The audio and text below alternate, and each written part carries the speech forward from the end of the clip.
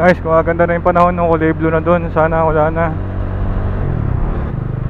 Withdraw lang tayo, hindi tayo siya doon nakapag-post kasi itong mga nakaraan namamaga yung ipin natin.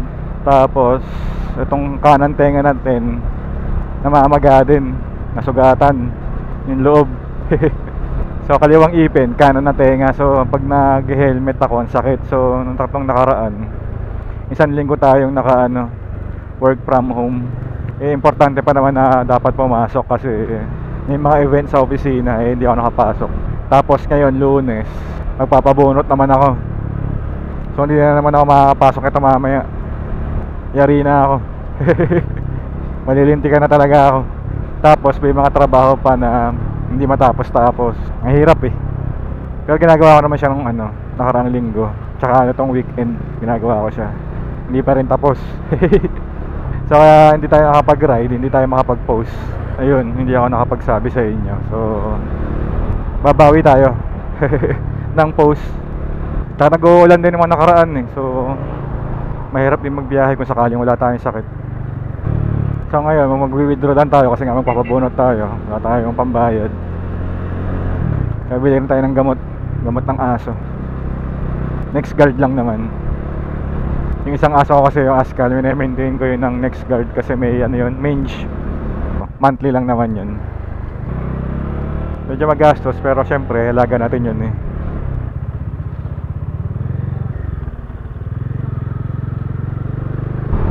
Ngayong panahon medyo maayos na.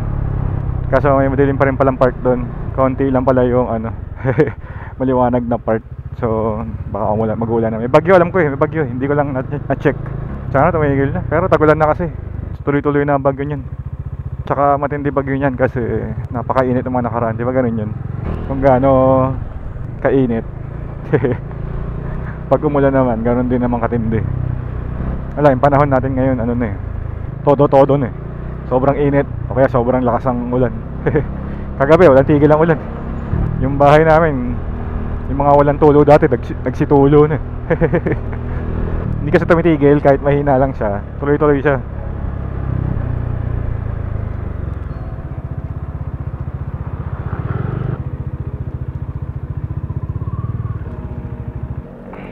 Okay, withdraw lang tayo. Wait lang.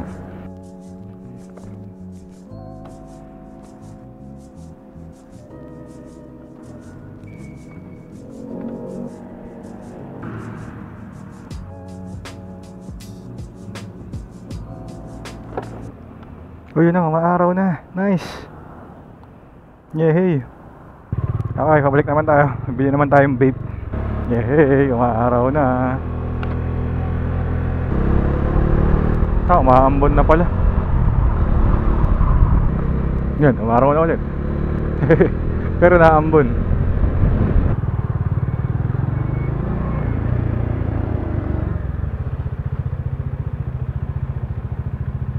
Ayun, may black currant na. Anong flavor yan?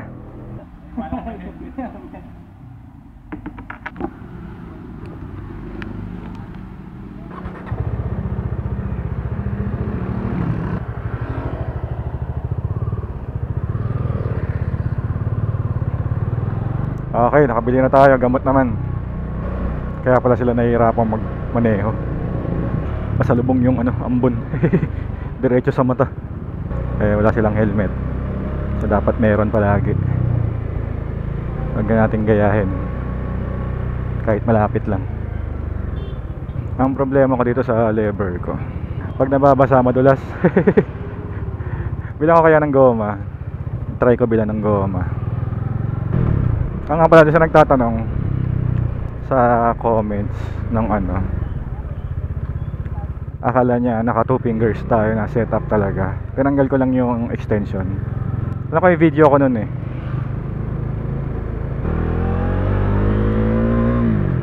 Dito walang ambon. Pero subdivision yata yung ulan eh. Dito malinaw yung kulay blue yung langit. Hindi maintindihan yung panahon, mahirap magbiyahe ng ganyan. So pagbabiyahe dapat handa ka palagi. Kompleto ka ng kapote simula sa paa hanggang sa ulo. Saka wag na muna magbalaklava. kung sanay kayo magwalaklapa kasi hihigop yun ng ano eh. Pwede naman kung yung kapote nyo may parang hood, or kung maganda yung kapote, kasi kung expose yung leeg, ihigop ng tubig ang mababasa yung leg nyo tsaka yung batok. Uy, nawala na yung ano dito, bibili pa naman ako. Nawala yung pares.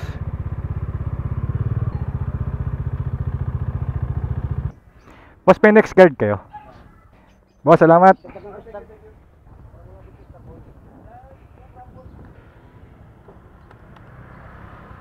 Hindi ka nakasal na ano, tikba lang. Last ng araw pero nakasi ng ulan. Wala na yatang pares.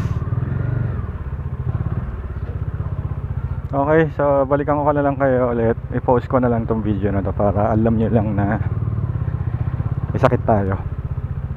Para alam nyo lang na may dahilan kung bakit tayo makapag-post. Hindi ako nakapag-post eh. Okay, salamat. Thank you na matindi. Hanggang sa muli. Bye-bye.